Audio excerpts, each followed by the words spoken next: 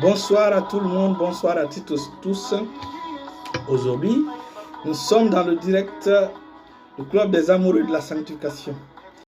Bon, ce direct sera consacré pour répondre à, je crois, 3 questions et finalement à présenter Christ.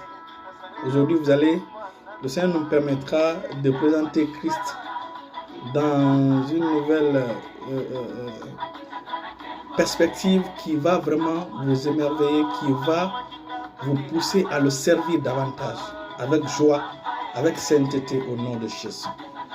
Alors, Père Céleste, nous te confions ce direct.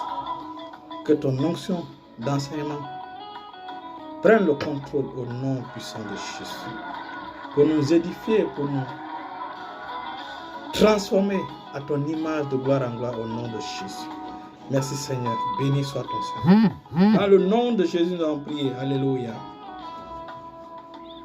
Alumbolanga zoni zambalole azalaka nangunga atango nae. Il enlève la honte, le Dieu du ciel, il agira en son temps. C'est nous qui sommes pressés. C'est nous qui sommes pressés. Alléluia, alléluia. Alors, je vais répondre à la première question. C'est la question de mon fils Bernard. La question est de savoir, sa question se trouve dans Lévitique, Lévitique chapitre...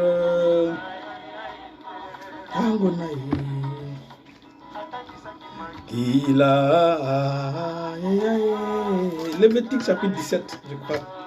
Sa question se trouve dans Lévitique chapitre 17. Bienvenue à tout le monde. Lévitique chapitre 17, si je me trompe. Lévitique chapitre 27.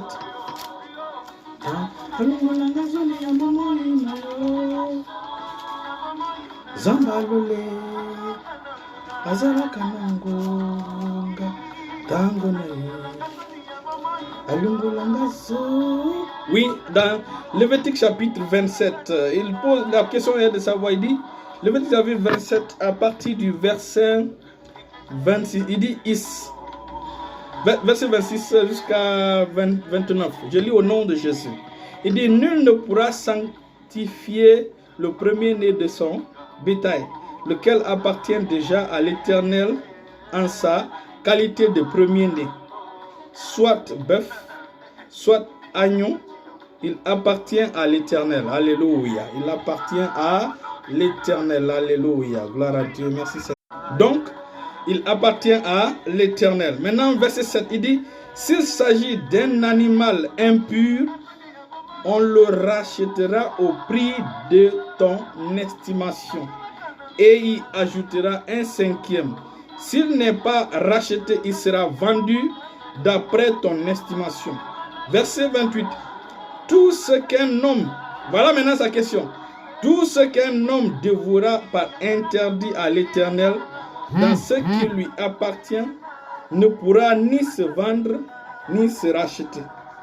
Que ce soit une personne, un animal, ou un champ de sa propriété.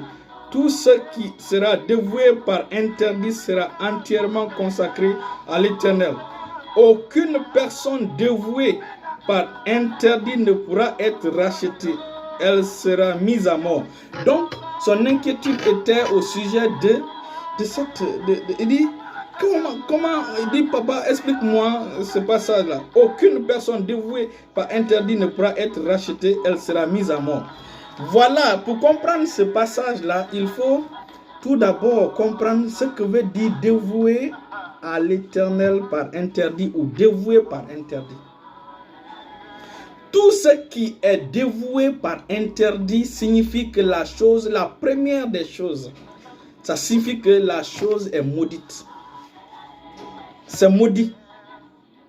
C'est une chose maudite. C'est la première base de la compréhension de ce passage.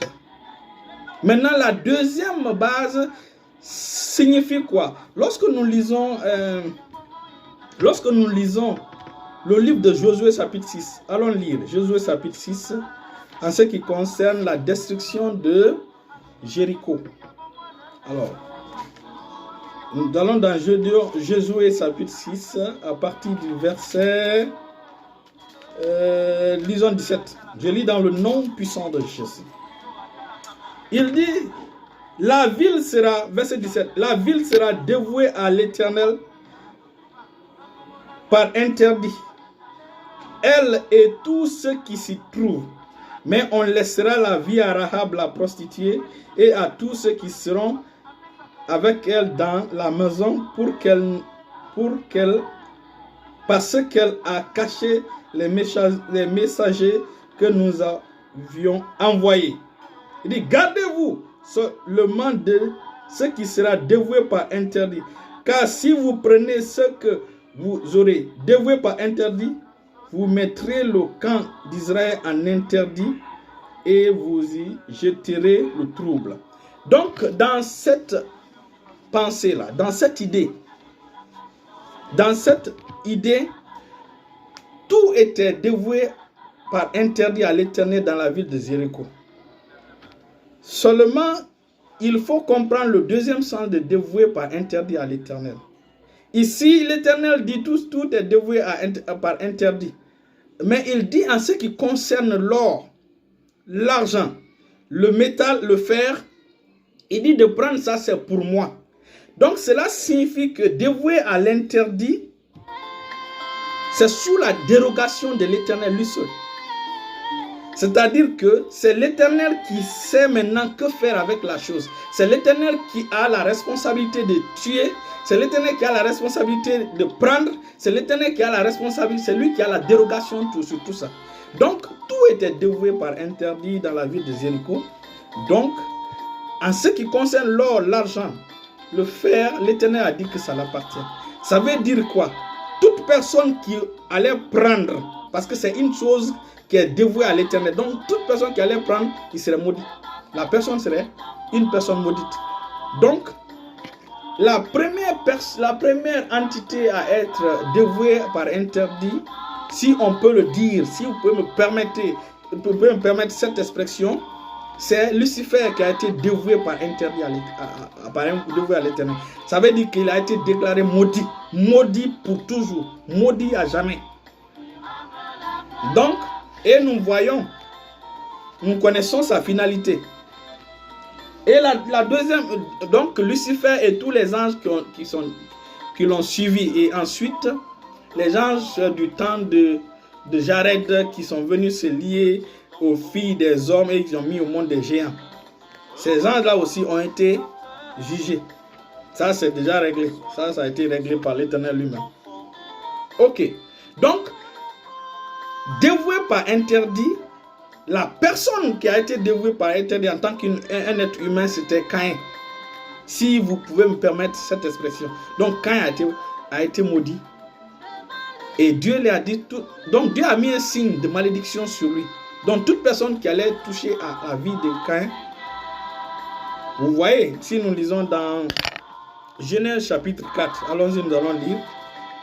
Et donc, que ce soit Caïn, que ce soit Achan, que ce soit Ananias et Saphira, ils ont touché à des choses qui ne leur appartenaient pas, qui étaient sous la dérogation de l'Éternel.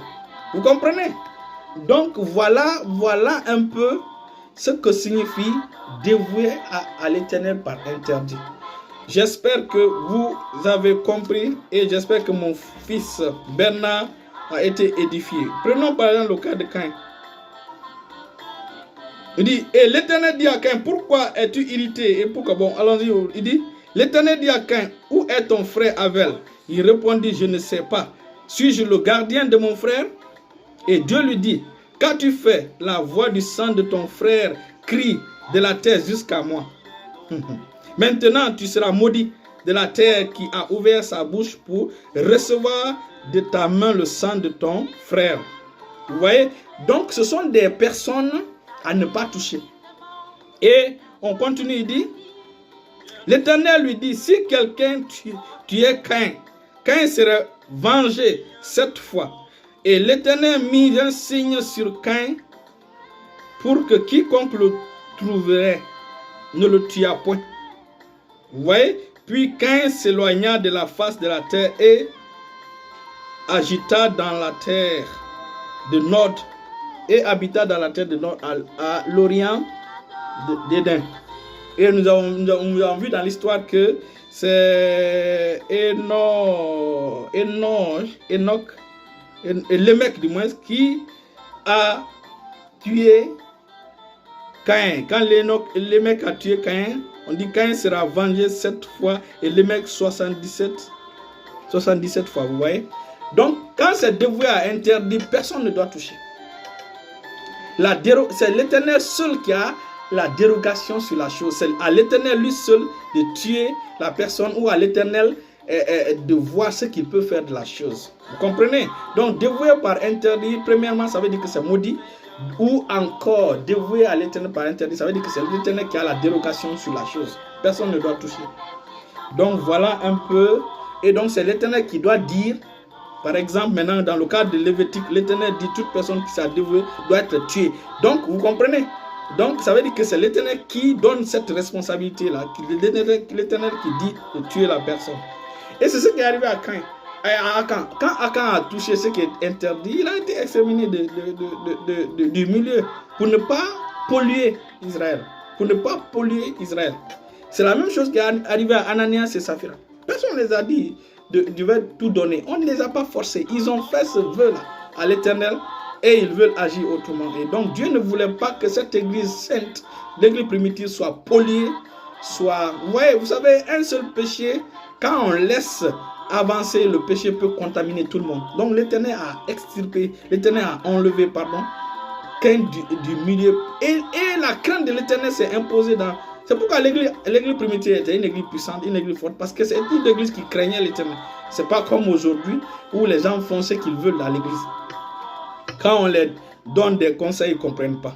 Prenons par exemple le cas de Jéricho. Pourquoi Jéricho a été dévoué par interdit à l'Éternel? Il faut comprendre ces choses. Jéricho était une ville vraiment... Jéricho faisait partie des villes où il y avait l'iniquité. Ce n'est pas pour ne rien, ils se sont entourés de murs pour se protéger de leur comportement. Jéricho était une ville basse, c'est-à-dire une ville qui est au-dessous de la mer, du niveau de la mer.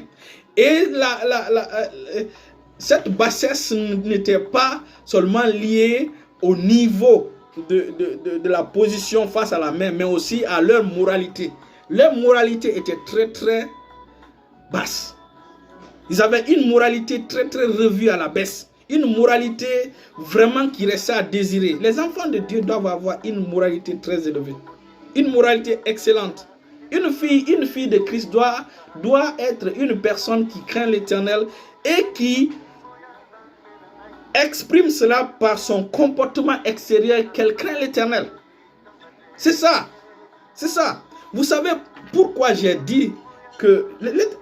Comme je vous ai dit, pendant que je priais, j'ai eu ce message-là. Donc l'Éternel m'interdit que c'est interdit. Prophétiquement, j'ai reçu cela. Toutes mes filles qui s'habillent mal, ou toute fille chrétienne qui s'habille mal, qui met ses seins dehors, qui s'habille mal sur Facebook, sur les réseaux sociaux, et qui vient vers moi pour me dire de prier pour elle, je ne prierai pas pour elle. Sauf si elle se repent sincèrement, il ne faut pas même pas qu'elle donne ses habillements là ou ses façons de trucs là aux gens, qu'elle brûle cela, qu'elle change vraiment sa garde-robe. Et là maintenant, je peux prier pour elle. Vous savez, je rends grâce à Dieu, ce n'est pas vraiment pour nous vanter. L'école de la foi, le Seigneur écoute la prière de l'école de la foi. C'est une grâce spéciale.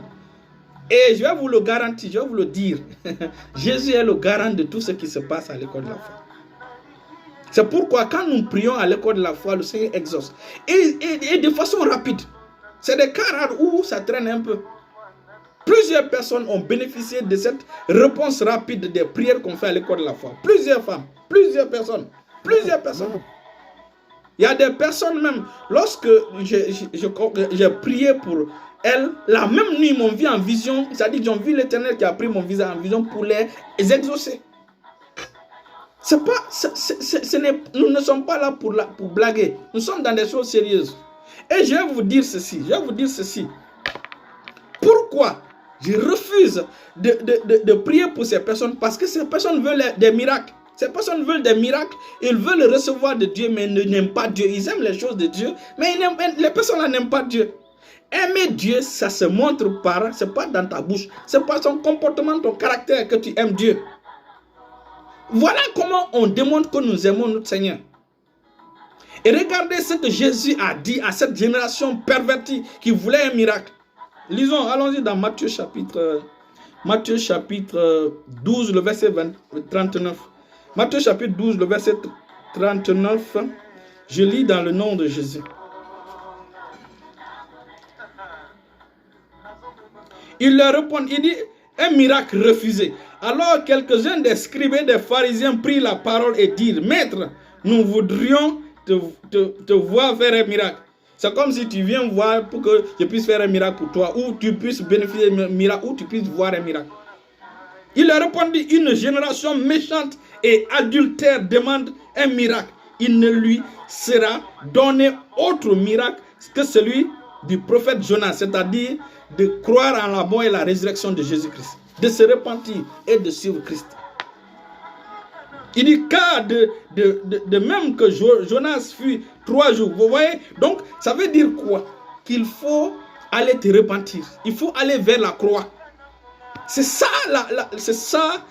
Jésus a refusé les miracles à des personnes méchantes, adultères. Toi, tu ne peux pas mal t'habiller. Tu ne peux pas mettre tes seins dehors. Tu ne peux pas te mettre nu dehors. Tu viens devant moi, tu viens te flanquer devant moi pour dire de prier pour toi. Je refuse de prier pas pour toi. Tant que tu ne changes pas. C'est vous qui scandalisez même les gens de ce monde. Un enfant de Dieu doit bien s'habiller. Un enfant de Dieu doit sponsoriser le royaume auquel il appartient. Un garçon ou une fille de Christ. Je parle surtout des filles. Parce que les filles sont les portes d'entrée sur terre. Les filles sont les portes d'entrée sur terre. Si Ève n'avait pas désobéi à cet ordre de l'Éternel, on ne serait pas dans ce problème de ce péché, dans ce monde-là aujourd'hui. Hein? Nous ne serons pas là aujourd'hui. Regarde la souffrance qui se trouve dans ce monde.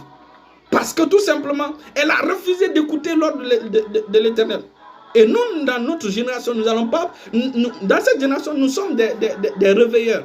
L'Éternel m'a établi comme quelqu'un qui doit mettre le feu dans le cœur des gens pour se réveiller.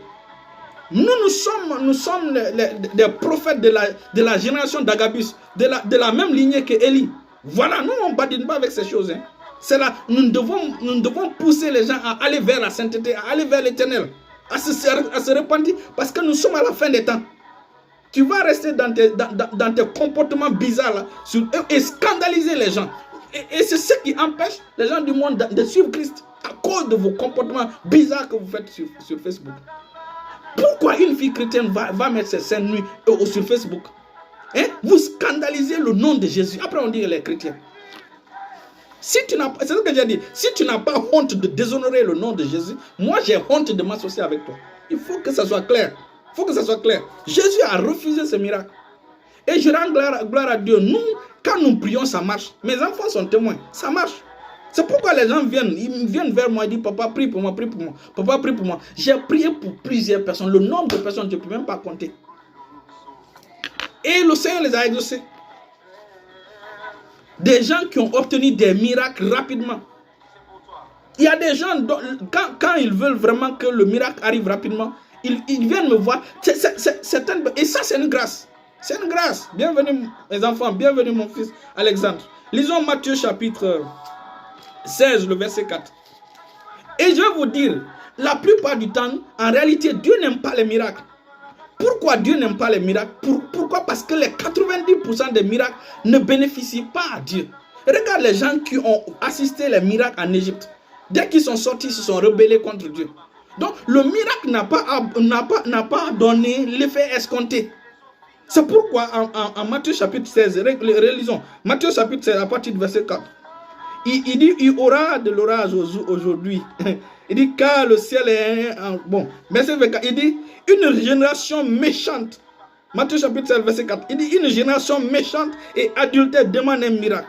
Il ne lui sera donné d'autres miracles que celui de Jonas. Puis il les quitta et s'en alla. Vous voyez? Donc on peut refuser de prier pour les gens. On peut refuser, surtout, je ne parle pas aux filles non chrétiennes. Moi, je suis doux et humble de cœur envers ceux qui viennent à Jésus pour être transformés. Mais celles qui disent que moi, ma vie, c'est ma vie, ne me jugez pas. Dieu a dit de ne pas me juger. Reste dans ton comportement. Tu es en train de t'entourer du mur de Jéricho. Vous savez, les murs sont des choses, les murs signifient beaucoup de choses dans le domaine spirituel.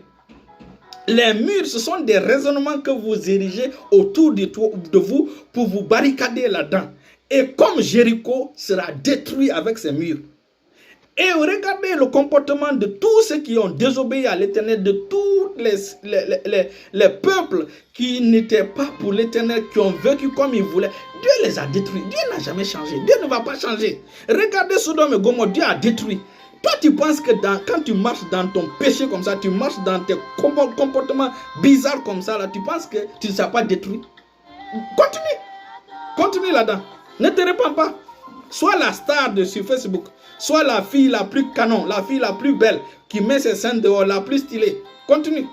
Nous, on sponsorise la loi de l'esprit de vie. Toi, tu es en train de sponsoriser la loi du péché et de la mort. Vous serez détruits si vous ne vous repentez pas. Toi et la loi du péché et de la mort et toi, vous serez détruits si vous ne vous repentez pas.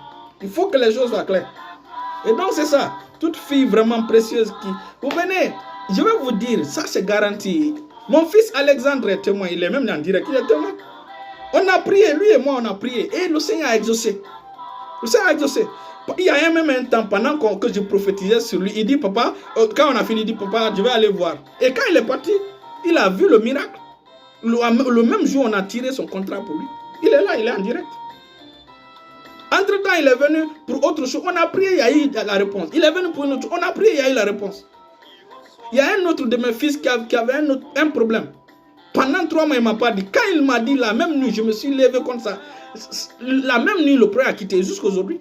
Il y a de cela maintenant 4 mois, c'était au mois d'avril, je crois. Il y a une autre de mes filles qui, les sorciers, les choses le dérangeaient.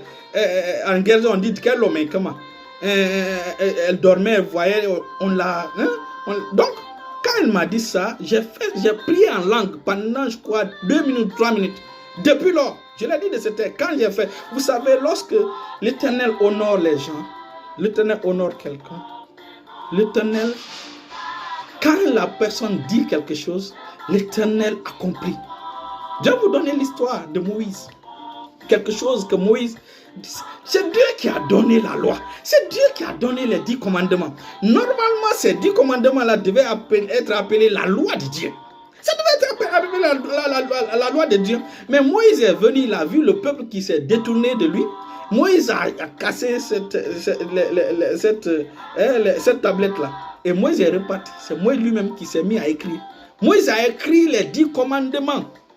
Quand Moïse est venu, avec cela, il a donné comme étant la loi de Moïse. Et aujourd'hui, même Jésus a confirmé que c'est la loi de Moïse. Ce qui était la loi de Dieu est devenu... Dieu, pour honorer Moïse, a baptisé cette loi, la loi de Moïse. Et aujourd'hui, on continue à dire la loi de Moïse. Jésus était d'accord, il dit dans la loi de Moïse. Dieu, c'est-à-dire le Fils de Dieu était d'accord. L'Élohim, Jésus lui-même était d'accord que c'est la loi de Moïse. Et non... Oh, écoutez, lorsque les gens honorent Dieu, Dieu les honore. Nous sommes dans le camp de ceux qui veulent honorer Dieu, de ceux qui font tout pour honorer Dieu par leur vie. Donc je prie afin que vous recevez cette grâce, d'honorer Dieu par votre vie, d'honorer Dieu. Vous savez, quand vous honorez l'Éternel, l'Éternel vous honore. L'Éternel vous honore. L'Éternel aime ceux qui l'honorent. Et chaque fois que j'arrive au moment, à ces périodes, à ces paroles d'honorer l'Éternel, je suis ému. Je suis ému. Pourquoi? Parce que le Tout-Puissant, il a quitté le ciel. Il a quitté le 3e ciel. Par amour pour nous, pour mourir sur la croix pour nous. Toi, pour le récompenser, qu'est-ce que tu vas lui donner? Quelqu'un qui a tout, qu'est-ce que tu vas lui donner? Ce qu'il te demande, c'est ta vie. C'est ton cœur. Il veut qu'il soit ton premier amour, qu'il soit au centre de ta vie. C'est ce qu'il veut. Chaque fois que j'arrive au niveau d'honorer Dieu, vous savez, l'Éternel m'a honoré et continue à m'honorer. C'est pourquoi quand j'arrive à ce niveau, l'onction m'envahit. L'onction m'envahit. Et même pendant ce temps que l'onction m'envahit, toute prière que je fais, l'Éternel exauce. C'est un secret. Voilà. Et c'est dans ces mêmes circonstances, j'ai prié pour une femme. J'ai prié pour une femme aux États-Unis. Et elle a reçu sa guérison. Pendant que j'étais ému. Nous ne sommes pas là pour blaguer. Le miracle, tu veux ton miracle, tu l'auras. Parce que nous servons un Dieu qui est vrai. Un Dieu qui répond par son nom. Il s'appelle le Tout-Puissant. Il s'appelle Elohim. Il s'appelle Jésus de Nazareth. Lui, il répond. Il n'est pas le Dieu qui dort. Il ne sommeille ni ne dort. Et donc, nous avons cette grâce d'être les enfants du Tout-Puissant. Nous devons honorer le Tout-Puissant par notre vie, par notre comportement. Restez bénis au nom de Jésus. Passons à la prochaine étape. J'ai parlé de la vie de prière. Chaque enfant de Dieu doit avoir une vie de prière. Une vie de prière solide. La vie de prière, c'est tout. En fait, la prière, c'est une chose. Quand tu pries, tu es en train de mettre les infrastructures pour toi-même pour avancer avec Dieu. La prière, c'est ce que tu avances, tu mets dans le futur pour que les portes s'ouvrent pour toi.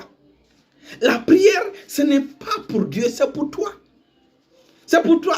C'est pour que avant que tu n'arrives en 2024, la porte est déjà ouverte pour toi. La prière, c'est le protocole que tu mets devant toi. Ce sont tes propres protocoles auprès du trône de Dieu. Voilà, là, c'est pourquoi Dieu veut ta propre prière. Moi, je peux prier pour toi, les gens peuvent prier pour toi, mais ta prière, ta propre prière, personne ne peut faire cette prière pour toi. C'est toi qui dois faire ça pour toi-même. Et l'Éternel attend cela. Et c'est ce qui est plus puissant que moi, ma propre prière. Donc, les enfants de Dieu doivent être les filles de Christ doivent être des personnes qui aiment la prière, qui prient. Et comme j'ai dit, un enfant de Dieu doit prier au moins 1 heure par jour. Allons-y lire Matthieu chapitre 26. Au minimum, c'est 1 heure. Voilà pourquoi vous devez être baptisé dans le Saint-Esprit. Quand vous êtes baptisé dans le Saint-Esprit, vous avez le langage de prière. Le Seigneur vous donne le langage de prière. Et là, vous pouvez prier plusieurs heures sans vous fatiguer. Moi, je ne sais pas, excusez-moi, moi, je ne sais pas si cela vous arrive souvent. Lorsque je prie, il arrive à des moments, pendant que je reste à prier, je veux m'arrêter, mais je ne peux pas m'arrêter. Je veux m'arrêter de prier, je ne peux pas m'arrêter. C'est comme aujourd'hui. Je prie. Je veux maintenant arrêter de prier, mais je ne peux pas. Donc je continue à prier, je continue à prier. Voilà ce qui arrive aux enfants de Dieu. Alléluia. Lego sobraliabo sondolohata. Matthieu chapitre 26, le verset 40, lisons. Jésus veut, voilà ce que Jésus te demande. Voici ce que le Seigneur te demande. Alléluia. Matthieu chapitre 26, le verset 40. Je lis dans le nom de Jésus. Il dit, et il vint vers les disciples qu'il trouva endormis. Vous vous rappelez de l'histoire de Jésus dans le jardin de Gethsemane qui a amené vous pouvez lire ça dans Matthieu chapitre 26, du verset 30 à 46. Mais nous allons lire le verset 40. Il dit, et il vint vers les disciples qu'il trouva endormis, et il dit à Pierre, vous n'avez donc pu veiller 1 heure avec moi? Donc Dieu veut que tu puisses veiller au moins 1 heure avec lui. Dieu t'aime, Dieu veut causer avec toi. Et causer avec toi, le meilleur moyen, c'est la prière. La méditation, la prière, mais surtout la prière. Parce que la prière, tu es en train de communier avec Dieu. La méditation, tu es en train de communier avec Dieu. La prière est capitale. 1 heure, c'est Jésus même qui dit, même 1 heure. Donc ça, c'est le minimum pour chaque enfant de Dieu. Donc c'est ce que je voulais ajouter. Alléluia. Alléluia.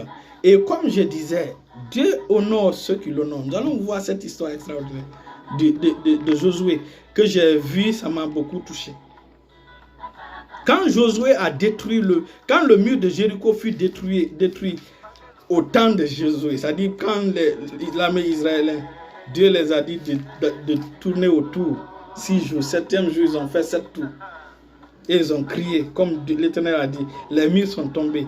Et à partir maintenant de Josué 6, le verset 25, il dit, Josué laissa la vie à Rahab, la prostituée, à la maison de son père et à tout ce qui lui appartenait. Elle a habité au milieu d'Israël jusqu'à ce jour parce qu'elle avait caché les messagers que Josué avait envoyés pour explorer Jéricho. Verset 26, il dit, ce fut alors que Josué jura. Josué jura en disant, maudit soit devant l'Éternel l'homme qui se lèvera pour rebâtir cette ville de Jéricho. Il en jettera les fondements au prix de son premier-né, de son premier fils. Et il en posera les portes au prix de son plus jeune fils. L'Éternel fit avec... Vous voyez, c'est avec Josué que l'Éternel a arrêté la course du soleil. A arrêté le soleil, la lune, la galaxie pour honorer un homme. Imaginez. Alléluia. Et lorsque nous lisons dans 1 Roi chapitre 16, verset 34, nous voyons la réalisation, l'accomplissement de cette prophétie de 1 Roi chapitre 16. 1 Roi chapitre 16. Quand l'Éternel honore un homme, c'est extraordinaire. 1 Roi chapitre 16. 1 Roi chapitre 16. 1 Roi chapitre 16, à partir du verset 34. Il dit, de mon temps, Hiliel de Béliel bâtit Jéricho. Vous voyez? Il dit, Hiliel de... Parce que Jésus avait interdit celui qui... Donc, il dit, de mon temps, Hiliel de Bethel bâtit Jéricho. Et il en jeta les fondements au prix d'Abiram, son premier-né. Vous voyez? Et il en posa les portes au prix de Ségou, son plus jeune fils, selon la parole que l'Éternel avait dite par Jésus, fils de Noun. Après plusieurs, imaginez, Jésus a fait cette déclaration quand il rentrait à Canaan. Après 1000 ans et quelques, 1000 ans et quelques, cette prophétie s'est accomplie. Voilà. Donc, quand l'Éternel dévoue quelque chose par interdit, ne touche pas. Et Josué a dévoué par interdit, comme l'Éternel a dit. Et le roi là s'est levé, il a bâti. Il a perdu son premier fils. Quand il a mis les portes, il a perdu son cadet. Donc, on va venir maintenant au sujet. Je pense qu'on a... Voilà. On va venir maintenant au sujet principal d'aujourd'hui que nous avons décidé de parler de Christ. Qui est Jésus véritablement? Vous savez, les enfants de Dieu doivent savoir qui est Christ. Et aujourd'hui, nous allons présenter Jésus dans une nouvelle perspective que vous-même, vous n'avez jamais imaginé. Et cela, je suis convaincu que cela va renforcer votre foi et va vous pousser à l'adorer de façon extraordinaire, dans une nouvelle dimension extraordinaire, au nom de Jésus. Il faut comprendre ceci. Nous allons commencer d'abord par dire ceci. Vous savez, il y a cette expression qui dit Jésus est le premier et le dernier. Ouais. Et pourtant, Melchisedec n'a ni commencement ni fin. Alors qu'au commencement était la parole était avec Dieu et la parole était Dieu. Elle était au commencement avec Dieu. Vous voyez? Donc aujourd'hui, nous allons expliquer ces choses. Mais avant d'expliquer, il faut comprendre ceci. Avant que Dieu ne crée l'univers, avant que Dieu ne crée les cieux et la terre, notre Dieu existait. Notre Dieu existait. Il était là avant les... C'est pourquoi il est. Avant la création des cieux et de la terre. Donc, je suis désolé de vous décevoir aujourd'hui que Dieu n'habite pas premièrement au ciel. Le troisième ciel n'est pas le premier lieu d'habitation de Dieu. Et nous allons partir voir dans le livre de 2 Chroniques chapitre... 1 Roi chapitre 8. 1 Roi chapitre 8, le verset 27. Ça, c'est une étude spécifique. Et suivez, vous allez voir. 1 Roi chapitre 8, le verset 27. Il dit, mais quoi? Je lis au nom de Jésus. Mais quoi?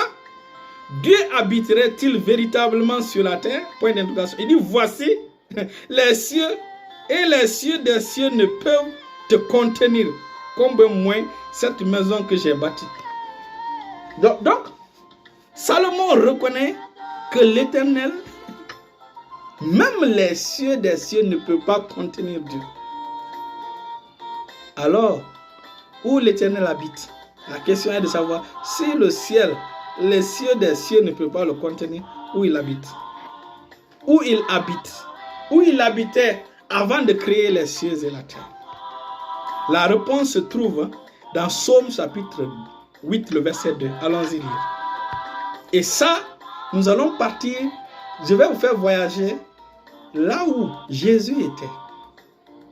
Avant même la création du monde. Avant le commencement. Nous allons aller voir. Et donc de là-bas, nous allons venir maintenant après la création au 3e ciel. De là-bas, nous allons venir sur terre.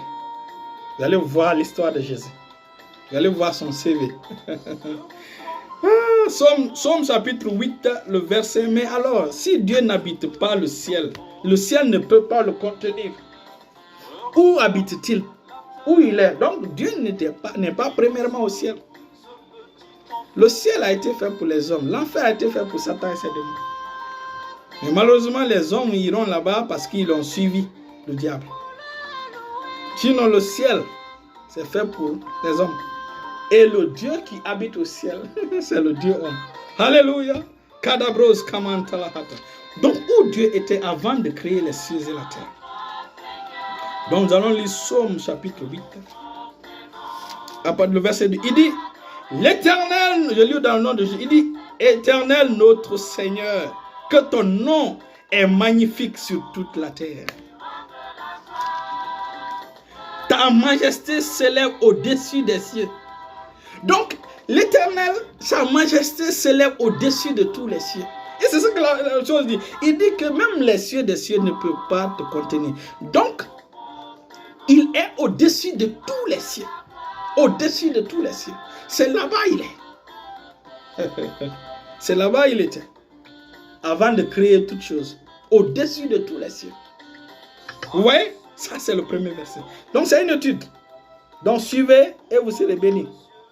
Donc, nous allons voir, est-ce que vraiment Jésus, avant la création des cieux et la terre, existait? Et s'il existait, c'est la preuve qu'il était là avant que toute chose commence. Père, quitte-moi la joie dans ta vie. Allons voir Psaume 97, le verset 9. Psaume 97, le verset 9. Jésus est merveilleux, mes frères et sœurs. Psaume 97, le verset 9. Je lis dans le nom de Jésus. Il dit, car toi, Éternel, tu es très haut sur toute la terre. Tu es souverainement élevé au-dessus de tous les cieux. Au-dessus de tous les cieux. Donc le Tout-Puissant, Elohim, le roi des rois, le Dieu qui a créé toutes choses, il vit au-dessus de tous les cieux. Et lorsque vous allez dans 1 Timothée chapitre 6, le verset 16, la Bible déclare qu'il habite dans une lumière que nul homme ne peut approcher. C'est pourquoi Jésus il dit, personne n'a vu Dieu, sinon celui qui lui a révélé. Alléluia. Donc, Dieu est lumière. Dans 1 Jean, chapitre 1, la Bible déclare que Dieu est lumière. Et dans 1 Timothée, chapitre 6, le verset 16, Dieu dit, la Bible déclare que Dieu qui est lumière habite dans une lumière que personne, qui n'est pas accessible aux hommes. Que l'œil humain ne peut voir. Ça veut dire que notre Dieu est immense, il est grand. Cela me pousse à donner cette définition qu'un homme de Dieu a dit. Il dit que notre Dieu, l'Éternel des armées, il habite dans une circonférence. Dans la circonférence. Il habite dans la circonférence de lui-même. Donc, ça dit dans la circonférence de lui-même. Donc, les limites ne se trouvent nulle part. Et le centre se trouve partout. Voilà comment lui, il définit Elohim. Il définit Yahvé. Il définit Jéhovah. Il définit l'Éternel des armées. Il habite dans une circonférence. Il habite dans la circonférence de lui-même. Dont les limites ne se trouvent nulle part et le centre se trouve partout. C'est pas pour ne rien. Il peut parler ici, il répond de l'autre côté. C'est pendant ce temps-là que rien n'existait. Et je vais montrer la preuve que Jésus était là-bas. Allons-y lire Ephésiens chapitre 4, le verset 8 à 10. Nous allons voir quand Jésus est mort, ressuscité, où il est allé. Les gens pensent qu'il est parti au 3e siècle. Allons-y lire Ephésiens chapitre. Je vous dis, on va voyager. Ephésiens chapitre 4. Ephésiens chapitre 4, le verset 8 à 10. Je lis dans le nom de Jésus. Il dit, c'est pourquoi il est dit, étant monté en haut, il amena des captifs et a fait des dons aux hommes. Or, que signifie il est monté, sinon qu'il est aussi descendu dans les régions inférieures de la terre. Il dit, celui qui est descendu, c'est le même, Jésus qui est descendu, c'est le même qui est monté au-dessus de tous les cieux. Au-dessus de tous les cieux.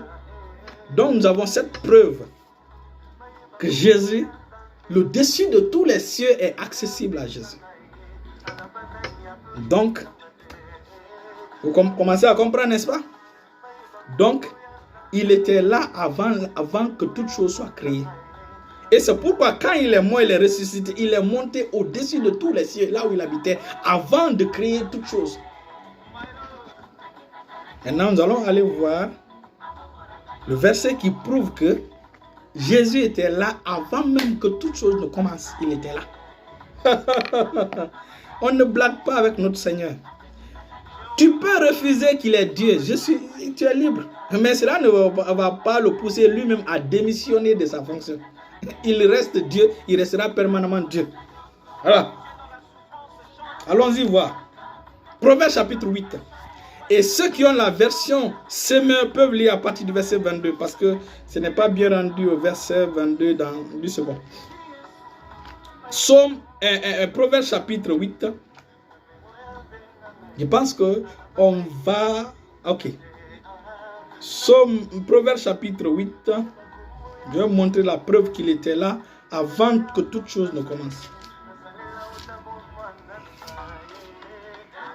Proverbe chapitre 8 à partir du verset 22.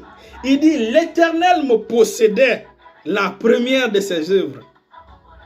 Avant ses œuvres les plus anciennes. Il dit, dès le commencement à l'origine de la terre. Il dit, dès le commencement, avant l'origine de la terre. Vous voyez, soulignez le verset 2. Le verset 23 du moins. Donc, il dit, j'ai été établi depuis l'éternité, dès le commencement, avant l'origine de la terre. Donc, avant même que Elohim ne crée les cieux et la terre, Jésus était là. Il dit, j'ai été établi depuis l'éternité, dès le commencement, avant l'origine de la terre. Vous allez me poser la question, j'ai été établi, comment j'ai été établi? Alors que, ici il a été établi, ça veut dire que c'est quelqu'un qui l'a établi. Maintenant, je vais vous répondre.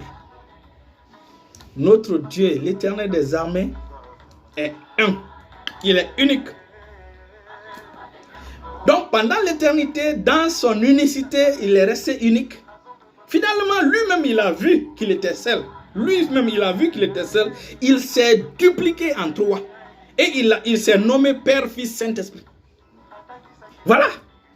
Donc, le Père communique avec le Fils communique avec le Père communique avec le Saint-Esprit communique avec le Fils et le Père, et c'est la même personne. Vous voyez? Votre cerveau est trop petit pour comprendre ces choses. Mais pour mieux comprendre, vous allez l'indice c'est quoi? Nous aussi, nous sommes trois en un. Moi, par exemple, j'ai mon corps, mon âme, mon esprit. À un âge avancé, vers les 100 ans, près de 100 ans, quand je vais mourir, ils vont enterrer mon corps. Mon esprit ira au ciel. Vous comprenez? Et mon âme ira dans le paradis qu'on appelle le séjour des morts, le côté bon qu'on appelle paradis, le sein d'Abraham. Ça fait combien de personnes? On va enterrer mon corps, ça fait une personne. Mon esprit va aller vers le Père, ça fait 2 personnes. Et mon âme ira au sein d'Abraham, ça fait 3 personnes. Vous voyez? Alors que je suis unique. C'est pourquoi nous sommes créés à l'image de Dieu, à la ressemblance de Dieu. Mais vous allez dire comment Dieu c'était seul après cette Dieu. Notre Dieu n'est pas unique comme ça. Notre Dieu est un comme ça, comme un bras. Donc il peut se présenter en 3, il peut se présenter en 7. Vous comprenez? Et donc voilà comment il a su que Adam était seul. C'est parce que lui aussi, en un temps, il était unique, seul. Quand il a vu qu'il était seul, il a préféré vivre dans la communauté. Donc notre Dieu est un Dieu qui vit dans une communauté. C'est pourquoi il s'est dupliqué en 3. Il a dit Père, Fils, Saint-Esprit. Donc c'est à ce moment-là qu'on appelle le commencement. Et rien n'a été créé. Puisqu'il était là, puisque Jésus était là, avant toute chose, avant que les cieux et la terre ne soient créés. C'est pourquoi le commencement ne pouvait pas commencer par une autre personne que lui. Personne n'est plus vieux que lui. C'est pourquoi il est lui-même le commencement. Et pourquoi on parle de commencement? Parce que tout simplement, Dieu savait que l'une de ses créatures allait chuter. L'une de ses créatures allait se rebeller contre lui, Lucifer. C'est à cause de ça qu'il faut qu'il y ait une fin. C'est-à-dire quoi? Que Satan soit réduit à néant. Tous ceux qui vont le suivre soient jetés dans l'étang de feu. Alors viendra la fin. C'est ce que la Bible dit. Cette fin-là n'est pas la fin de toute chose. C'est une nouvelle période qui commence. Parce que Dieu fonctionne en 3. Père, Fils, Saint-Esprit. L'éternité passée, l'éternité présente, l'éternité future. C'est comme le jardin. Il y a 3 jardins. Il y a le premier jardin que Dieu avait donné à Lucifer, qu'il a perdu. Il y a le second jardin que Dieu avait donné à Adam, qu'il a perdu. Il y a le 3e jardin. Ça se trouve dans le livre d'Apocalypse. Donc, il faut que l'éternité présente prenne fin. Et cela va prendre fin lorsque Satan sera jugé et tous seront jugés. Et là, maintenant, cette parenthèse sera fermée. C'est ce qu'on appelle, il arrivera à la fin. C'est ce que la Bible déclare en 1 Corinthiens, chapitre 15. 1 Corinthiens, chapitre 15. 1 Corinthiens, chapitre 15. Lorsque vous lisez au verset, il dit... 1 Corinthiens chapitre 15 à partir du verset 25. Il dit, car il faut qu'il règne jusqu'à ce qu'il ait mis tous les ennemis sous ses pieds. Il dit, le dernier ennemi qui sera détruit, pas vaincu parce qu'il est vaincu déjà, c'est la mort. Dieu en effet a tout mis sous ses pieds. Mais lorsqu'il dit qu'il a tout mis soumis, il est évident que celui qui a soumis toutes choses est accepté. Et lorsque toutes choses lui auront été soumises, alors le Fils lui-même sera soumis à celui qui l'a soumis toutes choses, afin que Dieu soit tout en tous. Autrement, vous voyez, maintenant il dit, où il dit alors viendra la fin. C'est 1 Corinthiens chapitre 15 à partir du verset 24. Il dit, prenons partir du verset 21. Il dit, car puisque la mort est venue par un homme, c'est aussi par un homme qui est venu la résurrection des morts. Et comme tous meurent en Adam, de même aussi tous revivront en Christ.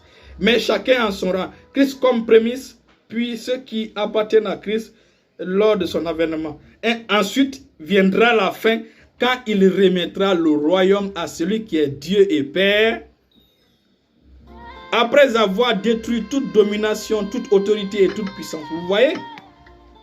Ces dominations ont été vaincues. Ces dominations ont été rendues à l'impuissance, mais ces dominations ne sont pas détruites, seront jetées dans l'étang de feu.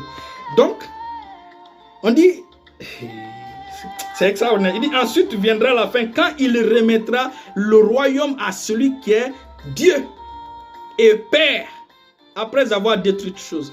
Donc, nous allons aller voir qui est le Père. C'est là où vous allez comprendre que Elohim est le Père, que Jésus est le Père. Vous savez, il dit, un enfant nous est né. Un fils nous est donné. Il dit, le gouvernement reposera, la domination reposera sur son épaule.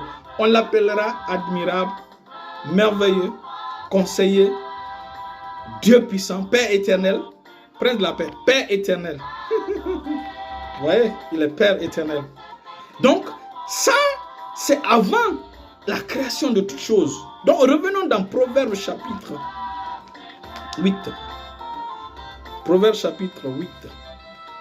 Il dit, j'ai été établi depuis l'éternité, dans l'éternité passée, dès le commencement, avant l'origine de la terre. Il dit, je fus enfanté quand il n'y avait point d'abîme, point de source chargée d'eau. Avant que les montagnes soient affermies, avant que les collines existent, je fus enfanté. Il n'avait encore fait ni la terre, ni les campagnes, ni le premier atome de la poussière du monde. Lorsqu'il disposait les cieux, j'étais là. Donc avant le verset 7, on voit ici qu'il était là avant toute chose. Comme je vous ai dit, l'Éternel était unique, seul.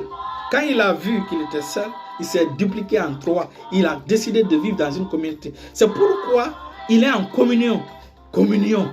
Communion. On parle de la communion du Saint-Esprit. Alléluia. Et donc, il a été établi.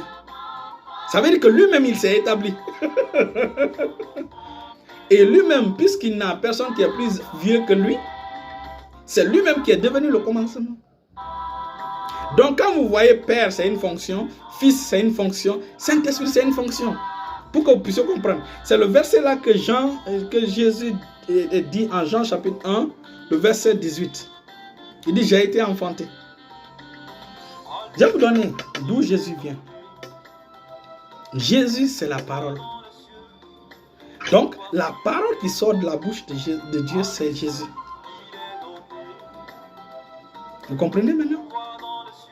Vous allez me poser la question, alors d'où vient le Saint-Esprit alors? Allons-y dans Jean chapitre 15, le verset 27.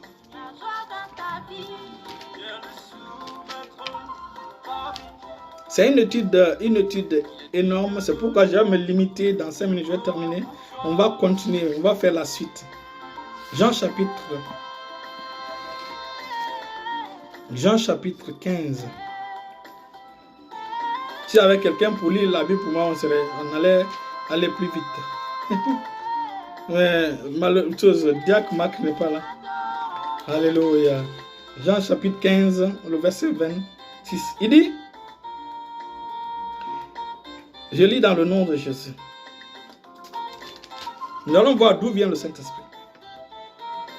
Il dit, quand sera venu le consolateur que je vous enverrai de la part du Père, l'Esprit de vérité qui vient du Père. Dans le mot qui vient du Père, en anglais c'est proceeds from God.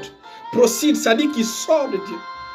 Donc, quand le Père veut faire quelque chose, le Père est assis sur le trône. Le Père ne bouge pas. Quand le Père veut faire quelque chose, c'est l'Esprit qui sort de lui pour aller faire la chose.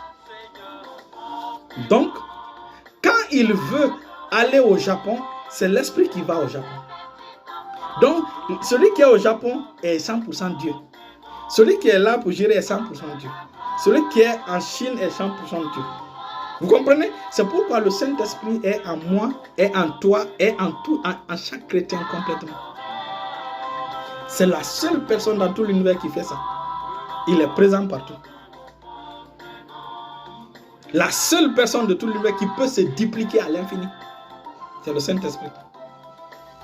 Étant au Japon, il veut faire une mission en France. Du Japon, il se duplique, il va en France, il reste en même temps au Japon. Notre Dieu est immense, notre Dieu est tout puissant. Et ça, c'est de Jésus qu'on est en train de parler. Donc, puisque personne n'est plus vieux que lui, il fallait que le commencement commence par lui. C'est pourquoi maintenant nous venons dans Jean chapitre 1, le verset 1. Dans Jean chapitre 1, le verset 1, on dit au commencement. Donc le commencement a commencé par qui? Par lui. Parce que le commencement ne peut pas commencer par une autre personne que lui. Parce que personne n'était là avant lui. Personne n'est plus vieux que lui. Personne ne l'a accompagné. Il était seul. Quand il a vu qu'il était seul, il s'est dupliqué en 3. Il était lui-même. Il était Père, Fils, Saint-Esprit. Il est lui-même. Il dit, au commencement était la parole, et la parole était avec Dieu, et la parole était Dieu. Vous avez compris maintenant? C'est pourquoi quand il dit, j'ai été établi, vous allez comprendre ici la duplication. Une personne qui se duplique en trois. Il dit, personne n'a jamais vu Dieu. Le Fils unique qui est dans le sein du Père est celui qui l'a fait connaître. C'était pendant ce temps. C'est là quand David dit, il dit, l'Éternel, il dit, Psaume 110, il dit, mon Seigneur a dit à mon Seigneur, il dit, parole de l'Éternel à mon Seigneur, assis-toi à ma droite jusqu'à ce que je fasse de... Tu vois, l'Éternel, Elohim dit à Elohim, Dieu dit à Dieu, assis-toi. Alléluia. Et là, nous allons voir pourquoi il dit l'Éternel, il dit, parole de l'Éternel, il dit, assis-toi à ma droite. Il dit, le Seigneur a dit à mon Seigneur, assis-toi à ma droite. Comme nous avons vu, nous avons dit que le ciel ne peut pas contenir Dieu. Et c'est ce que 2 Chroniques, chapitre 6, le verset 18 nous dit. Donc nous sommes dans l'éternité passée, avant même la création des cieux et la terre. Il faut que vous compreniez cela. Et donc, dans 2 Chroniques chapitre 6, nous allons terminer bientôt. 2 Chroniques chapitre 6, le verset 18. Il dit, mais quoi? Dieu habiterait-il véritablement avec l'homme sur la terre? Il dit, voici les cieux, et les cieux des cieux ne peuvent te contenir. Combien moins? Vous voyez donc? Alors la question est de savoir comment Dieu vient au troisième ciel. Comment Dieu vient au troisième ciel si les cieux des cieux ne peuvent le contenir? Comment il vient? Donc je vais vous expliquer tout à l'heure. Donc pour venir au troisième ciel, Dieu applique une technologie. Puisqu'il habite dans une lumière que personne ne peut voir. Donc Dieu s'entoure de cristaux. Dieu s'entoure de cristaux pour ne pas que... Parce que quand l'Éternel vient dans sa plénitude, totalité dans le troisième ciel va s'effondrer. Parce que le troisième ciel ne peut le contenir. C'est comme un récipient comme ça. Dieu ne peut pas créer quelque chose qui va le contenir. Non. Il est incontenable. C'est pourquoi on dit qu'il est dans la périphérie de lui-même, où les limites ne se trouvent nulle part et le centre se trouve partout. Personne ne peut définir notre Dieu. Il est le Tout-Puissant. Donc, pour descendre au troisième ciel, il descend avec une technologie pour ne pas que le ciel s'effondre. C'est l'une des raisons pour lesquelles les anges qui sont plus proches de lui au troisième ciel ont 3 ailes. Parce que quand ils se lèvent, les anges là tombent. Donc il leur faut 3 ailes du moins pour qu'ils puissent se stabiliser. Allons-y lire. Et vous allez voir celui qui est assis sur le trône au troisième ciel. Quand il descend, il s'entoure de saphirs, il s'entoure de prières précieuses. On appelle ça, il se couvre de cela pour ne pas. Écoutez, quand Uza a touché seulement l'arche, Uza est mort. Il est un feu dévorant. Donc il faut qu'il lui-même qu'il met des choses sur lui pour qu'il puisse pour qu'une dimension de lui seulement puisse descendre au troisième ciel. Et c'est ce que nous voyons dans Ézéchiel. Ézéchiel chapitre 1. C'est ce qu'Ézéchiel a vu. Et nous allons nous limiter là. Donc là maintenant nous quittons maintenant au-dessus des cieux pour venir maintenant au troisième ciel. Donc Christ était au-dessus des cieux. Et nous allons bientôt le voir au troisième ciel assis. Et je pense que je vais me limiter là. C'est la raison pour laquelle Michée dit quoi? Michée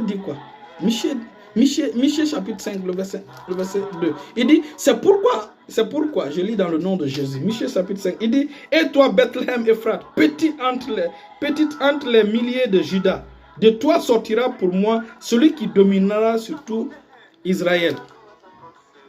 Et dont l'origine remonte aux temps anciens. Donc, il est plus vieux que les temps. Donc, l'origine de Christ remonte aux temps anciens. Ça veut dire que quand tu vas dans le temps ancien te dit que non, il y a quelqu'un qui est plus vieux que nous. Et c'est pourquoi son nom c'est l'ancien des jours. C'est-à-dire qu'il est plus vieux que les jours. Il était là avant que les jours ne commencent. Il était là avant que le temps ne commence. Il est plus vieux que le temps. Donc c'est pourquoi on l'appelle l'ancien des jours. Il est plus ancien que les jours. Donc quand Ézéchiel l'a vu,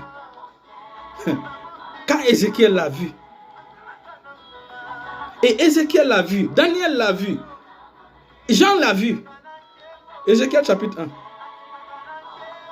Vous aurez le temps de lire tout le chapitre. Seulement moi je vais sauter pour question de temps. Je pense que je vais finir maintenant dans 2 minutes.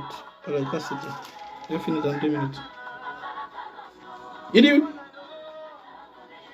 vocation d'Ézéchiel. Il dit, la 3e année, le 5e jour du 4e mois, comme j'étais parmi les captifs des fleuves de Kébar, les cieux s'ouvrirent et j'ai eu des visions divines. Le 5e jour, il dit, la parole de l'Éternel me fut adressée, Ézéchiel, fils de Saphir. Je regardais et voici, il vint du ciel, du septentrion, un vent impétueux, une grosse nuée et une gerbe de feu qui répandait de tous côtés, une lumière éclatante. Donc il habite dans une lumière qui est inaccessible. Donc pour qu'il soit accessible, il faut qu'il se mette au centre de laquelle brillait comme de l'airain poli, sortant du milieu du feu. Au centre encore apparaissaient 4 animaux dont l'aspect avait une ressemblance humaine. Chacun d'eux avait 4 faces. Voici les 4. Chaque fois que vous voulez voir Elohim assis sur son trône, il faut d'abord voir les 4 animaux. Il faut voir ces 4 êtres. Ce sont des êtres qui ont passé plus de temps dans la présence de Dieu que n'importe qui. Après eux viennent les 24 vieillards dont l'Apocalypse nous parle. Ces 4 êtres vivants, vous aurez le temps de lire, ces 4 êtres vivants, tellement qu'ils ont passé le temps avec Elohim, le temps avec Yahvé, le temps avec l'Éternel, ils fonctionnent à sa fréquence. Donc ça c'est le mystère de passer dans la présence de Dieu. Plus tu passes dans la présence de Dieu, tu deviens comme lui. Voilà le secret de la prière. Voilà le secret de passer du temps avec l'Éternel, de passer du temps dans la présence de Dieu. Moïse a passé du temps avec l'Éternel. Quand il est descendu, 40 jours, quand il est descendu de la montagne, son visage brillait. Il a reflété cela. Prenons Enoch. Enoch a passé le temps avec Dieu. Finalement, il fut enlevé parce que cette présence qu'il a eue ne pouvait pas résister sur terre. Quand il marchait, les gens tombaient. Quand il avançait, ce vent. Donc, ces 4 êtres-là sont je ne sais pas pourquoi Dieu se fait entourer par ces 4 êtres. Je ne sais pas pourquoi. Mais ce que je sais, dès que tu vois Elohim au 3e ciel, tu vas les voir. Leur présence avec l'Éternel pendant longtemps a fait qu'ils fonctionnent à la vitesse de Dieu. C'est-à-dire quand Dieu bouge, il bouge. C'est-à-dire quand allons-y voir celui qui il dit, leurs pieds étaient droits et à la plante de leurs pieds était comme celle de pieds du veau. Ils étincelaient comme de l'airain poli. Ils avaient des mains d'homme. Sous les ailes, à leurs 4 côtés, tous les 4 avaient leurs faces et leurs ailes. Leurs ailes étaient jointes. Vous venez maintenant au verset 26. Il dit, et il se faisait du bruit qui partait du ciel étendu sur leur tête. Lorsqu'ils s'arrêtaient et laissaient tomber leurs ailes. Il dit, verset 26, au-dessus du ciel qui était sur leur tête, il y avait quelque chose de semblable à une pierre de saphir en forme de trône. Donc l'Éternel s'entoure de saphir pour venir dans le 3e ciel. Et sur cette forme de trône apparaissait comme une figure d'homme placée au-dessus en haut. Je vis encore comme de l'airain poli, comme du feu et au-dedans duquel était cet homme et qui rayonnait tout autour, depuis la forme de ses reins jusqu'en haut. et depuis la forme de ses reins jusqu'en bas, je vis comme un feu et comme une lumière éclatante dont il était environné, tel l'aspect de l'arc-en-ciel qui est dans la nuée en un jour de pluie. Ainsi était l'aspect de cette lumière éclatante qui l'entourait. C'était une image de la gloire de l'Éternel. Qui est la gloire de Dieu? Oh, oh. À cette vue, il dit, il est l'empreinte et la gloire de sa personne. Il est l'empreinte de Dieu et la gloire de sa personne dans Hébreux chapitre 1, le verset 3. Donc, Jésus est l'icône de Dieu. C'est comme Word. Pour entrer dans Word, vous avez besoin de taper sur l'icône. Tant que vous ne passez pas par l'icône, vous ne pouvez pas accéder à Word. L'icône de Word. À cette vue, je tombais sur la face et j'entendis la voix de quelqu'un qui parlait.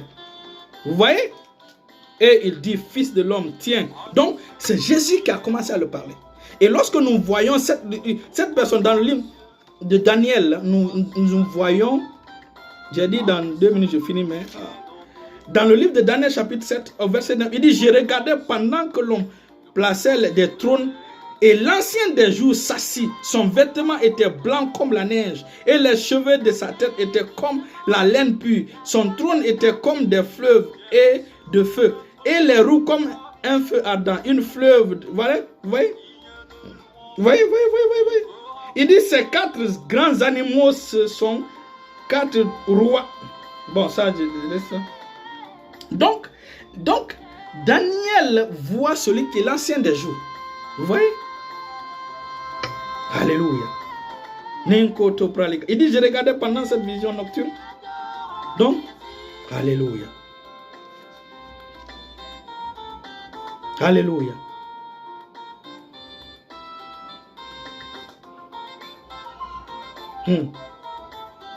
Et donc,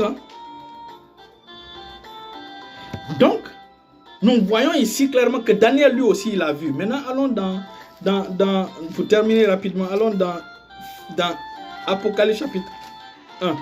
Apocalypse chapitre 1.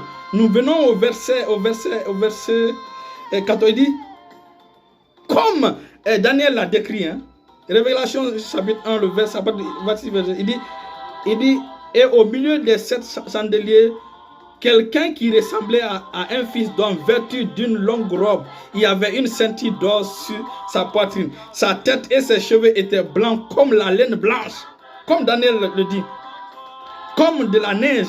Ses yeux étaient comme une flamme de feu. Ses pieds étaient semblables à de l'airain ardent, comme s'il eût été embrasé par une fournaise. Et sa voix était comme le bruit des grandes eaux, comme Ézéchiel l'avait vu. Vous voyez?